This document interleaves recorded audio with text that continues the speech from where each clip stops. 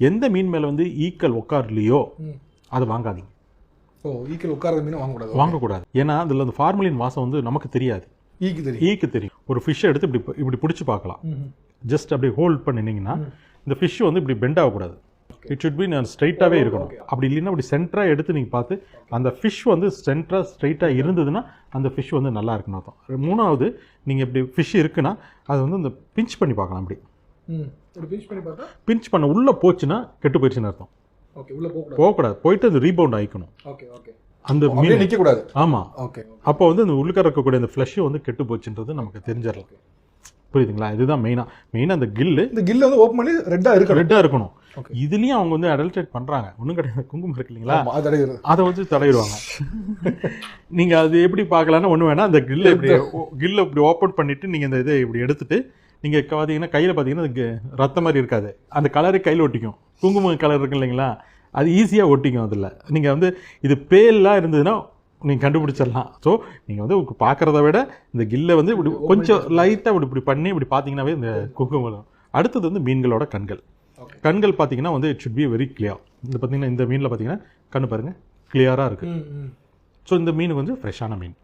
நம்ம வந்து வாங்குறப்பவே நம்ம இந்த மாதிரி க்ளீனாக இருக்கான்னு ஒரு தடவை நம்ம பார்த்துடலாம். இதில் கலங்கி இருந்ததுன்னா தயவுசெய்து அந்த மீன் வேண்டாம். பழைய மீன் தான் அர்த்தம். இந்த கண்கள் வந்து ஒரு மாதிரி இது மாதிரி ஆகிடும், மங்களாக கலங்கிடும், அது மாதிரி ஆகிடும் ஒன்று. ஸோ நீங்கள் பாருங்கள், இப்போ நீங்கள் டிப் பண்ணி பாருங்கள் போதும். ஆமாம், திருப்பி ரீபவுண்ட் ஆகுதுல்ல, வயசாகிறதுனால வந்துடுது. ஓகே, இப்போ அப்படியே குழியாக உள்ளே போச்சுன்னா நீங்கள் வந்து அந்த மீனை வந்து நீங்கள் தொடவே தொடாதீங்க, வந்தலாம். இதில் குட்டி குட்டி டிப்ஸ் தான் இது மெயினாக. அடுத்தது வந்து நாங்கள் வந்து என்ன பண்ணுவோம், எங்களுக்கு வந்து பார்த்தீங்கன்னா இந்த மாதிரி கிட்ஸ் இருக்குது எங்ககிட்ட. ஃபார்மலின் போட்டது வந்து நம்ம சாதாரணமாக கண்டுபிடிக்க முடியாது அவ்வளோ சீக்கிரத்தில். நாங்கள் என்ன பண்ணுவோம், இந்த மாதிரி எங்ககிட்ட ஸ்ட்ரிப் இருக்கும், இந்த ஸ்ட்ரிப் இருக்கு இல்லைங்களா, இந்த ஸ்ட்ரிப்பில் வந்து நாங்கள் என்ன பண்ணுவோம்னா இந்த ஃபிஷ்ஷோட கில் எடுப்போம். ஓகே, கில் எடுத்துகிட்டு இப்படி தடவிடுவோம். இப்படி தடவிட்டு நாங்கள் இந்த சொல்யூஷன் இருக்குது பாருங்கள், இந்த சொல்யூஷனை வந்து நாங்கள் போட்டு பார்ப்போம். அதுதான் டெஸ்ட்டு நாங்கள் பண்ணுவோம். ஓகே, ஆமாம், இதில் வந்து பார்த்தீங்கன்னா ப்ளூ கலராக மாறிடும்.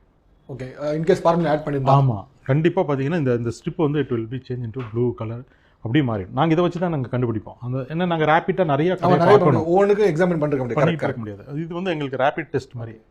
அந்த ஃபிஷ்ஷை நம்ம வந்து நாங்கள் வந்து பண்ணுறது வந்து இது வந்து கிட் வந்து கிடைக்குது, கடையிலெல்லாம் கிடைக்குது. இப்போ நிறையா கடையிலெல்லாம் என்னென்ன சொல்யூஷன் இது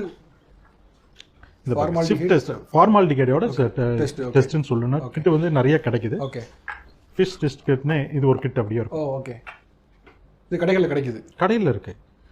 நீங்கள் நம்ம வந்து நிறைய நான் ஃபிஷ் ஈட்டர் நிறைய வீட்டிலலாம் நான் ஃபிஷ் பண்ணுறேன் அப்படின்னோம்னா வாங்கி வச்சுக்கலாம். நான் கேட்டால் இன்றைக்கி இருக்க காலத்தில் இது வாங்கிக்கலாம். இட்ஸ் நாட் வெரி காஸ்ட்லியெல்லாம் கிடையாது, ரொம்ப ரொம்ப சீப்பான அது. ஓகே.